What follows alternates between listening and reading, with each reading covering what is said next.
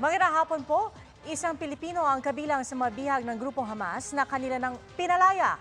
Sa gitna yan ng umiiral na ceasefire ngayon sa pagitan ng Israel at Hamas. Pero may Pilipino pang hindi pa nahahanap. Nakatutok si JP Soriano.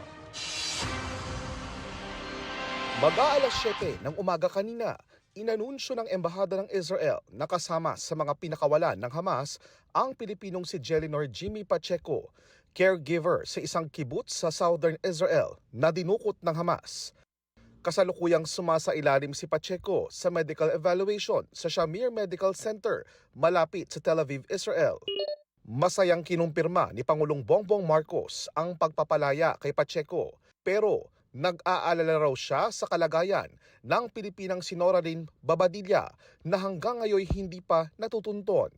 Ang Qatar government ang nakipag-usap sa Hamas para matiyak na makakasama sa mga palalayain ng Hamas ang ating kababayan. Sabi ng DFA, madaling araw sa Pilipinas nang makalabas ng Gaza ang busakay ang mga pinakawalang bihag ng Hamas. Isinorender sila ng Hamas sa Red Cross. Sa isang bus siya na lumusot crossing to Israel with the Thais. Kasama niya yung Thai group no, sa bus. No? Yung Thai, sarili mismo nilang lagari ito. Kasi kung napansin nyo, mayroong napalayang 13 na Israeli hostages. Yun ang nilalakad ng Qatar. Separately yun between Hamas and Israel. Yung pagpapalaya ng ibang nationals, so that's Thai and Philippines. Dahil OFW si Pacheco, makatatanggap siya ng iba't ibang benepisyo mula sa OWA at DFA. Bukod pa ito sa ipinangakong tulong ng Israel. Nakahanda tayo muli na magbigay pa ng tulong pinansyal at tulong mga yung kanyang livelihood and possible re-employment.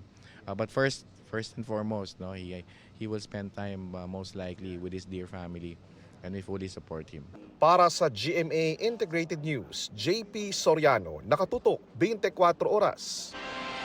Kung supply ng itlog ang pag-uusapan, wala raw problema riyan, sabi ng Department of Agriculture. Pero nagkakadayaan daw sa presyo? Kung paano? Alamin sa pagtutok ni Von Aquino.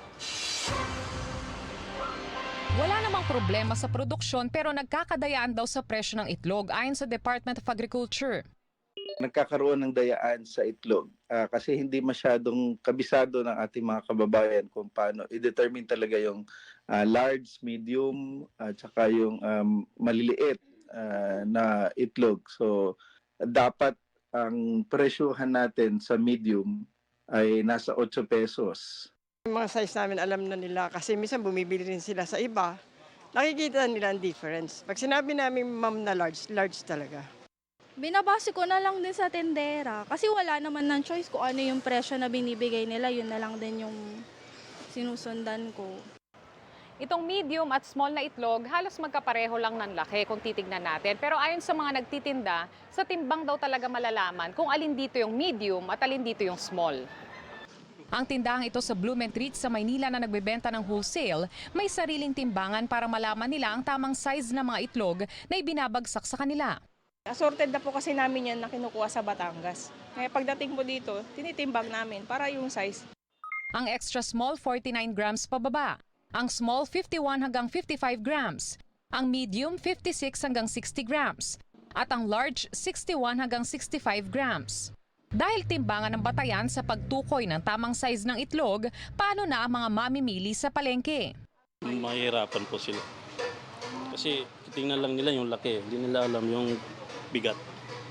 Kasi may timbang yun. Pagsusumikapan namin na iparating sa ating mga kababayan kung paano yung tamang timbang at sukat ng itlog para hindi talaga madaya yung ating mga kababayan. Para sa GMA Integrated News, Von Aquino, nakatutok 24 oras. Matapos ang sunod-sunod na rollback, may nakaamba namang dagdag sa presyo ng ilang produktong petrolyo sa susunod na linggo. 10 centavos hanggang 50 centavos ang posibleng dagdag sa kada litro ng diesel. Sa gasolina naman, posibleng magkaroon ng dagdag na hanggang 30 centavos kada litro.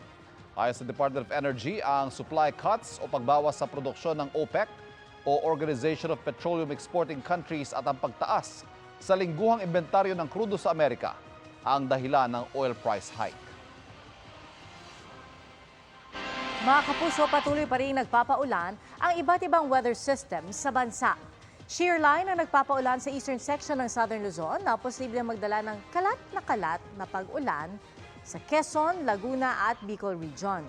Northeast monsoon o hanging amihan naman ang nagpapaulan sa Cordillera Administrative Region, Cagayan Valley at Aurora, gayon din sa Metro Manila, Calabar Luzon, Central Luzon at Ilocos Region. Easterlies naman ang nagpapaulan sa Visayas at Mindanao. Bukas, asahan pa rin ang pag-ulan sa ilang bahagi ng bansa. Batay sa rainfall forecast ng Metro Weather, umaga pa lang ay asahan na mga pag-ulan sa malaking bahagi ng Luzon. May mga kalat-kalat na pag-ulan din sa Visayas at Mindanao, kaya maging alerto sa banta ng baha at pagguho ng lupa. Mababa naman ang tsansa ng ulan sa Metro Manila. Sinalakay ng otoridad ng isang kondominium sa Pasay City na pugad daw ng kalaswaan. Arestado ang 2 Chinese nationals at isang Pinay na umano'y bugaw. Nakatutok si Nico Wahe. Sa unay aakalaing mga nagmomodelo lang ang mga babaeng ito na kapwa mga Pilipina. Ang kanilang mga litrato nagkalat sa isang online messaging application. Kaakibat ng mga litrato ay mga Chinese character na kapag ginamitan ng translation app, lumalabas na inilalako pala ang mga babae para magbenta ng aliw. Mula 4,000 pesos hanggang 16,000 pesos ang bayad. Sa isang condominium sa Pasay City umano nakastay-in ng mga babae at dito rin ginagawa ang kalaswaan. Hinalughog ang mga unit, 13 mga Pilipina ang na-rescue. Nadiskubre ang ilang cellphone na ginagamit daw sa kanilang mga transaksyon online. Ang Cybercrime Investigation and Coordination Center ng DICT ang nakadiskubre ng kalakaran rito. There were some reports kasi of a lot of text blasting coming from this area. Hinanap natin kung nasaan. Dito natin nakita yan. Ang Presidential Anti-Organized Crime Commission naman ang nag-penetrate para makumpirma ang kalakaran sa loob. As part of the evidence na gagamitin natin dito, of course, yung mga transactions na nakuha natin, and then yung mga usapan nila sa mga chat groups nila, almost 100% ng mga nag-cater dito sa prostitution din na ito is karamihan Chinese. Naaresto ang 2 Chinese nationals na umano yung mga nagpapatakbo ng prostitution din. Arestado rin ang isang Pinay na siyang tumatayong bugaw. Human trafficking ang ikakaso sa kanila. May naabutan pang 2 Chinese national at 2 Pilipinong kasama sa kwarto ng mga umano'y boss. Isinama na rin sila para makwestiyon. Sinusubukan namin kunan ng panig ang mga suspect, pero hindi muna sila pinakusap sa amin ng mga otoridad. Para sa GMA Integrated News, Nico Wahe, nakatutok, 24 oras. Isang bahay sa Quezon City ang nilevel up ang Christmas decoration. 5 ang kanilang Christmas tree na iba-iba pa ang tema. Nakatutok si Katrina Son. Not 1, not 2, but 5 ang Christmas tree sa bahay na ito sa Quezon City. At bawat Christmas tree, iba ang tema. May traditional, may vintage tree, at ang pinakamalaki sa lahat, ang whimsical tree. Karaniwan kapag Pasko, kapag nakakakita tayo ng Christmas tree, ang mga dekorasyon ay mga Christmas balls o kaya naman ribbons. Pero sa Christmas tree na ito, ang ginamit nila ngayong taon ay mga pastry ornaments tulad na lamang ng mga ito. May cake ornament, macaroons at donuts. Kwento ng may-ari nito, ang Christmas tree raw ay isa sa mga simbolo ng Pasko na nakapagbibigay saya sa bawat bahay. Kaya naman, tinodo na niya.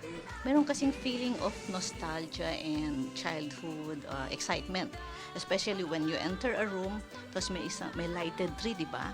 Parang yung feel-good hormones mo na-trigger. In other words, nakaka-happy lang kasi talaga. Mamamangha ka rin sa kanyang koleksyon ng Christmas decor tulad ni Santa Claus, gingerbread at Christmas farmhouse. Ang ilan galing pa raw sa ibang bansa. Ngunit marami rin siyang mga dekorasyon na bunga ng kanyang DIY project. Ito lata kasi ito binalot ko lang ng plaid fabric. Then, ang ginawa ko, para makatipid, I use my old napkin holders, napkin rings. Lagyan ko lang ng red balls and a few fillers and some bells. Isa raw itong patunay na di naman kailangang mahal ang Christmas decor. Payo niya, lawakan ang imahinasyon at huwag matakot mag-eksperimento sa mga kulay at disenyo. Ang mahalaga raw, nakapagbibigay ito sa atin ng saya at galak.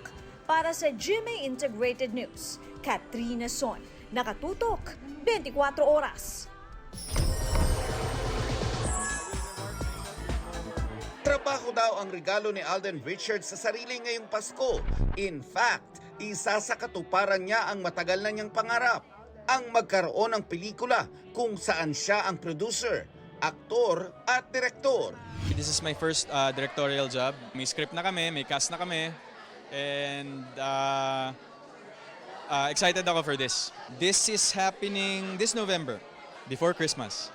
Malaki ang pasasalamat ni Asia's multimedia star sa naabot ng kanilang pelikulang 5 Breakups and a Romance. Overwhelmed si Alden dahil naabot ng pelikula ang mahigit 60 million in gross sales.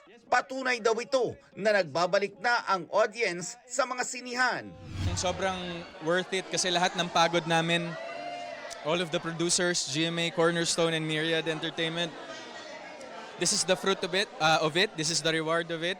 And this goes to show talaga na pag you work hand in hand with your partners, whatever your project is or kung ano man meron kayo na pinagtatrabahuhan all together will prosper.